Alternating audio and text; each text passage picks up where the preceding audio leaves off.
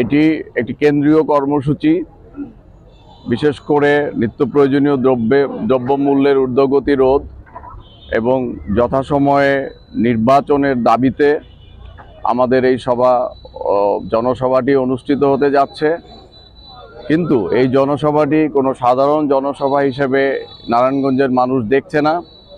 যেহেতু গত 15 বছর আমরা নারায়ণগঞ্জে অনেক সভা সমাবেশ করেছি, কিন্তু সেই সমাবেশগুলি ছিল ভয়ে একটা সমাবেশ করা, সীমিত সময়ের জন্য করা, এবং সেখানে বিভিন্ন জায়গায় নেতাকর্মীদের আসতে বাধা দেওয়া হতো এবং সমাবেশ করতেও সেখানে পুলিশ এবং ছাত্রলীগ যুবলীগের নেতাকর্মীরা আমাদেরকে বাধাগ্রস্ত করত। আজকে আমরা বলতে চাই, আগামীকাল যে জনসভা হবে সেই জনসভা হবে সম্পূর্ণ ভয়মুক্ত পরিবেশে, একটু স্বাধীন পরিবেশে, এবং এই জনসভাকে ঘিরে আমরা দেখতে পাচ্ছি যে সমস্ত নারায়ণগঞ্জে একটা প্রাণ চাঞ্চল্য ফিরে এসেছে। এই জনসভাকে ঘিরে সবাই উৎসুক হয়ে আছে। এই জনসভায় আমাদের নেতাকর্মীরা অংশগ্রহণ করবে, পাশাপাশি সাধারণ মানুষ এই জনসভায় অংশগ্রহণ করবে। কারণ সাধারণ মানুষ জানতে চায় যে আগামী দিনে বিএনপি রাষ্ট্র ক্ষমতায় গেলে কিভাবে দেশ পরিচালনা করবে, সেই বার্তা এখান থেকে তারা নিতে আসবে। এবং আমাদের এই জনসভায় প্রধান অতিথি থাকবেন জননেতা জনাব মির্জা আব্বাস ভাই।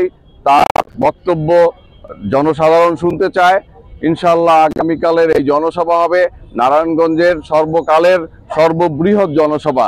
কারণ প্রায় 6 মাস হয়েছে ফ্যাসিবাদ সরকারের পতন হয়েছে, তারপরেও আমরা এই আগামীকালের যে জনসভাটি করব সেই জনসভাটি হবে একটি বড় এবং বৃহৎ আকারের জনসভা। এর মধ্যে আর কোনো বড় জনসভা আমরা করি নাই। কাজেই এই জনসভাকে ঘিরে বিএনপির নেতাকর্মীরাও উৎসুক হয়ে আছে এবং হাজার হাজার নেতাকর্মী, এই যে আপনারা লক্ষ্য করছেন যে আজকে যে মঞ্চের কাজ চলছে সেখানেও অসংখ্য নেতাকর্মী এসেছে এই মঞ্চ কাজ দেখার জন্য, এবং তাদের মধ্যে যে আগ্রহ আমরা দেখতে পাচ্ছি তাতে আমরা মনে করছি যে আগামীকালের জনসভা খুবই বৃহৎ আকারের একটি জনসভা হবে, ব্যাপক অংশগ্রহণ হবে এবং খুবই সুশৃঙ্খলভাবে। অবশ্যই এটা তো আমরা তো এই ধরনের জনসভা অনেক আয়োজন করেছি, আমাদের সেই অভিজ্ঞতা রয়েছে। এবং আপনারা জানেন যে নারায়ণগঞ্জে আমরা যতবারই জনসভা করেছি বিএনপির জনসভা খুবই শান্তিপূর্ণভাবে সমাপ্ত হয়। এখানে আমাদের মধ্যে কোনো বিভেদ নাই। আমরা সকলে ঐক্যবদ্ধভাবে এই জনসভার শৃঙ্খলার দায়িত্ব পালন করব। তারপরেও আমাদের পক্ষ থেকে আমরা যারা নারায়ণগঞ্জ জেলা বিএনপি আমরা যারা এই সভা আয়োজন করছি, আমাদের পক্ষ থেকে যথেষ্ট পরিমাণের আমরা ভলান্টিয়ার রেখেছি যারা এই শৃঙ্খলার দায়িত্বটা পালন করবে। আমাদের মঞ্চের ম্যানেজমেন্টের জন্য আমরা আমাদের ভলান্টিয়ার রাখবো আলাদাভাবে, এবং অতিথিকে বরণ করার জন্য, অতিথিকে নিয়ে আসার জন্যও আমরা আলাদা ভলান্টিয়ার ব্যবস্থা রেখেছি, কার্ড করেছি, এবং সেই কার্ড বিতরণ করা হবে এবং তারাই শৃঙ্খলার দায়িত্ব পালন করবে।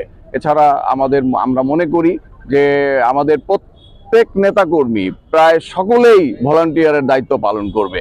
কারণ দীর্ঘদিন পরে আমরা নারায়ণগঞ্জে এরকম একটি জনসভা করছি, মনে হচ্ছে যে প্রাণ খুলে আমরা নিঃশ্বাস নিতে পারছি, কারণ এই 15 বছর আমরা নিঃশ্বাস নিতে পারি নাই। কাজেই এই জনসভা হলো আমাদের নিঃশ্বাস নেয়ার জন্য এই নারায়ণগঞ্জে মানুষ এখানে আসবে, এখানে মুক্ত বাতাস তারা এখানে এসে গ্রহণ করবে। এটাই হলো বড় কথা যে এই নারায়ণগঞ্জ সন্ত্রাস মুক্ত হয়েছে। এখান থেকে এই মেসেজ যাবে সারা বাংলাদেশে, যে মেসেজ নারায়ণগঞ্জ সম্পর্কে অন্যান্য জেলার মানুষ জানতো যে নারায়ণগঞ্জ একটি সন্ত্রাসের জনপদ, এই নারায়ণগঞ্জ একটা গডফাদারের জনপদ। এখান থেকে আগামীকালের জনসভা থেকে আমরা মেসেজ দিতে চাই সারা দেশে যে নারায়ণগঞ্জ একটি শান্তির জনপদ। এই জনপদে আর কোনো গডফাদারের জন্ম হবে না। এই নারায়ণগঞ্জে আর কোনো অশান্তির জনপদ হিসেবে অন্যান্য জেলার মানুষ বিবেচনায় আনবে না। কাজেই সেই বার্তা আমাদের সকল নেতাকর্মী মিলে আমরা প্রমাণ করব যে বিএনপির হাতেই নারায়ণগঞ্জ সুন্দরভাবে পরিচালিত হয়। কাজেই আগামীকালের জনসভাই একটা বার্তা দিবে বলে আমি মনে করি।